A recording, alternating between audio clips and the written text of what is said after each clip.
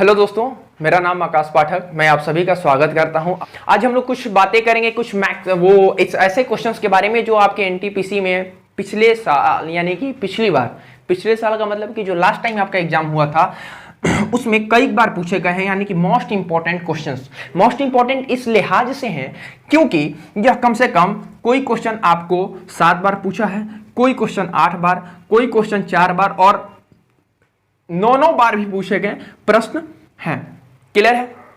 तो चलिए फिर हम आपको पहला क्वेश्चन आपके सामने लगाते हैं। और ये पहला क्वेश्चन क्या है, और ये सेशन इसलिए भी खास है, मैं आप सभी को बता दूं, क्योंकि इस क्वेश्चन में क्वेश्चन करने का तरीका हम बताएंगे, आपको एक टेक्निक देंगे और वह टेक्निक से कैसे आप उस क्वेश्चन को कितने शॉर्ट तरीके में, कितने कम समय में आप कर सकते हैं, कैसे आप ऑप्शन एलिमिनेशन लगा सकते हैं, उन सभी चीजों पे मैं बात करूंगा। ठीक है, तो पहला क्वेश्चन जो है वह है आपके सामने, और आई होप आप सभी को यहां पे दिख रहा है। ठीक है, तो पहला क्वेश्चन है कि दो धनात्मक पूर्णांक का मतलब क्या समझते हैं हो कि पॉजिटिव इंटीजर, पॉजिटिव यानी कि धनात्मक पूर्णांक संख्याओं का जो जोड़ है, यानी कि जो जोड़ है वह आपका 30 है और उसका अंतर जो है वह मेरे दोस्त 6 है। तो कभी भी दो, ठीक है, कभी भी जोड़ जो दिया हो और अगर आपको अंतर दिया हो, अगर जोड़ आपको मेरे दोस्त 30 है और अंतर अगर 6 है, तो देखो कुछ नहीं करना है, दोनों को जोड़ के 36 भागा 2 कर देना है और यह जो 18 आता है 2 से भाग देने पर,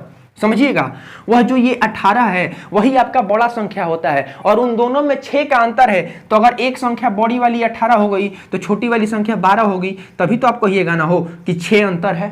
ठीक, अब आपको क्या करना है, कुछ नहीं करना है, 12 गुने 18 वही दोनों का गुणनफल बताना था, तो 12 96 यानी कि 6। आपको इसके आगे मल्टीप्लाई करने की जरूरत ही नहीं है मेरे दोस्त। क्या करिएगा आप, जिस भी ऑप्शन में 6 अंत में होगा, इकाई नंबर पे जो भी 6 होगा वही आपका करेक्ट आंसर हो जाएगा। क्लियर?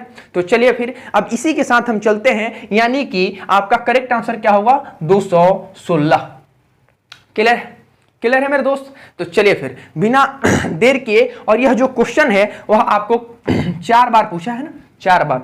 ठीक है, चलिए फिर अब हम लोग चलते हैं नेक्स्ट क्वेश्चन के तरफ। Question number 2।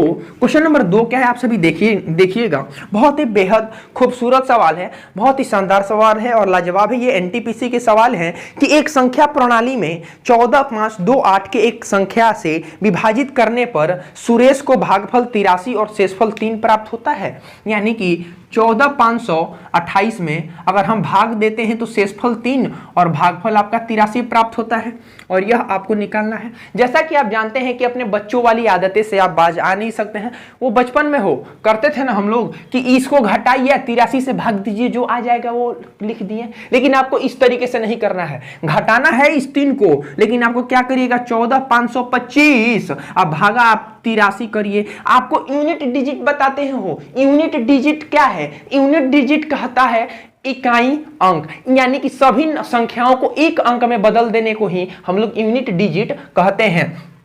क्लियर है? यूनिट का मतलब क्या होता है, एक अंक, यानी एक अंक में बदल देना। आपको क्या करना है, 4, 1, 5, 5, 10, 10, 10, 2, 12 है, 12 और 5 17। ठीक है, 17। अब आप बताइए 17 और 11 लिखिएगा, नहीं ना हो तो यूनिट डिजिट में है 17, 11, तो कहिएगा कि ये सॉरी यूनिट डिजिट में थोड़ी है, ये तो संख्या में है, ये तो नंबर है, 17 तो नंबर है, या 11 नंबर है, डिजिट नहीं है। तो डिजिट करने के लिए क्या करिएगा, आप इसको भी जोड़ दीजिएगा, 7, 1, 8 और ये 2 हुआ।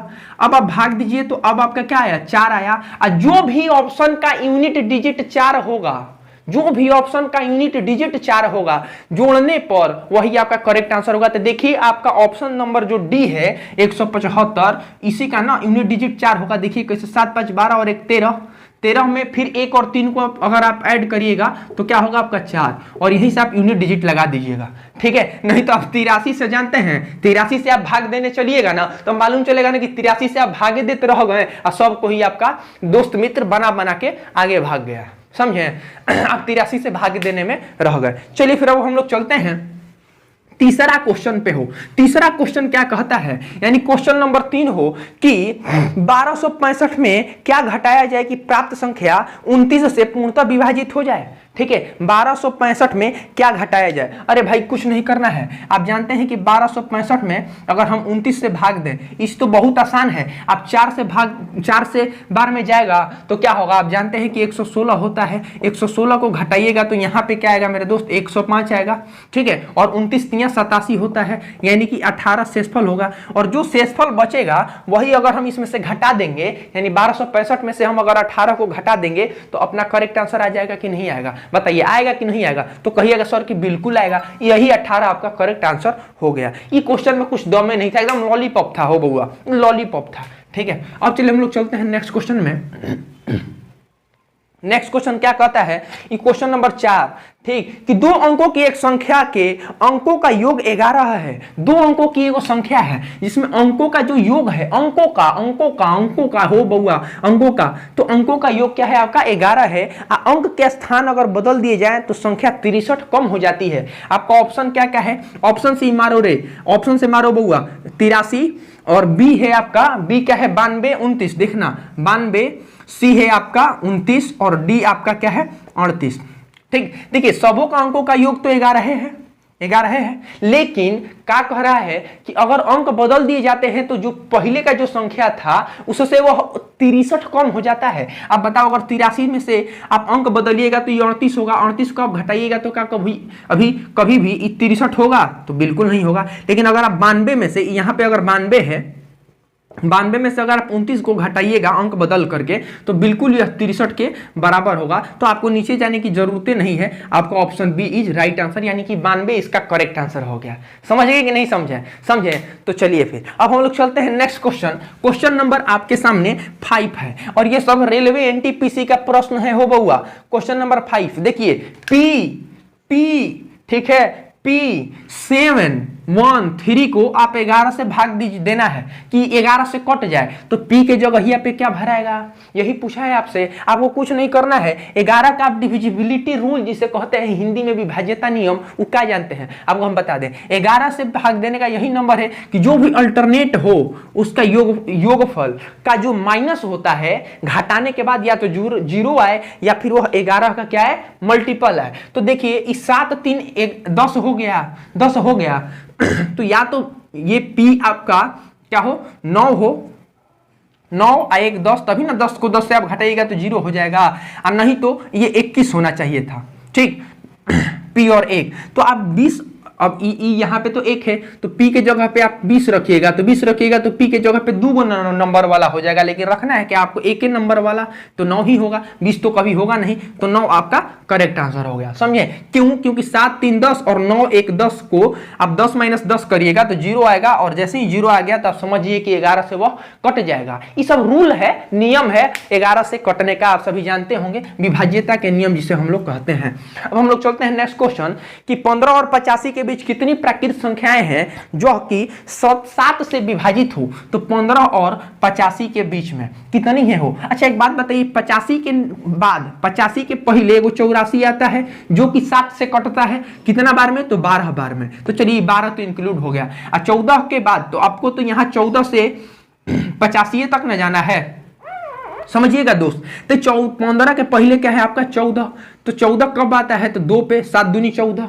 तो ई 14 को तो हम लोग को इंक्लूड नहीं करना है, तो करना किसको है? तो करना है अपना 15 से 85 के बीच में। तो 15 तो इंक्लूड रहबे करेगा क्योंकि 15 कटता है नहीं, अब 15 के बाद वाला सब कटेगा, यानी कि 21 कटेगा ना 7 से। तो आप क्या जानते हैं कि 12 में से 2 को अगर घटा दीजिएगा तो बचा कितना? 10। इसका मतलब क्या है कि 15 से 85 के बीच में 10 जो है वह 7 से कटने वाली संख्याएं होंगी, यानी कि संख्याओं की संख्या कितनी होगी? तो 10 होगी। ठीक है मेरे दोस्त। तो चलिए फिर अब हम लोग चलते हैं नेक्स्ट क्वेश्चन। क्वेश्चन नंबर ई देखो हो 7, बहुत ही खूबसूरत सवाल है, एकदम मजेदार सवाल, मजा आ जाएगा हो, एकदम करने का एकदम तरीका एकदम नया होगा, एकदम आंख जो है ना एकदम मजेदार तरीके से ना चुमनिया आ जाएगा। देखो ये क्या है? 8 7 6 5, 8 7 6 5 4, यही है ना हो, 8 7 6 और 5 4, गुना 2 2 4 1 5 गुना है बउआ, 1 2 3 4 5 गुना है। जब भी इस तरीके का गुना है ना तो आपको कुछ नहीं करना है, जय गो 9 तय गो 0 बैठा दीजिए।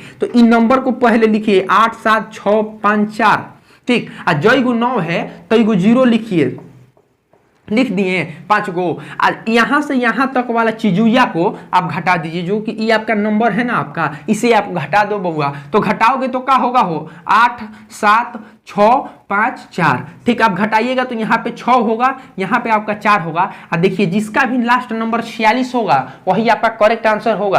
तो 46 कहाँ है, ऑप्शन बी में आपका 46 है और यही आपका करेक्ट आंसर हो गया। घटाना भी नहीं है ना, आपको हम गुना करने दे रहे हैं, ना ही आपको जोड़ने देंगे, कुछ नहीं करने देंगे। बस आप कलम चलाइए, दिमाग चलाइए, कलम नहीं, दिमाग चलाइए, आंसर मारिए, आगे बढ़िए, समझिए। अब चलिए हम लोग चलते हैं 8वां नंबर के क्वेश्चन पे हो।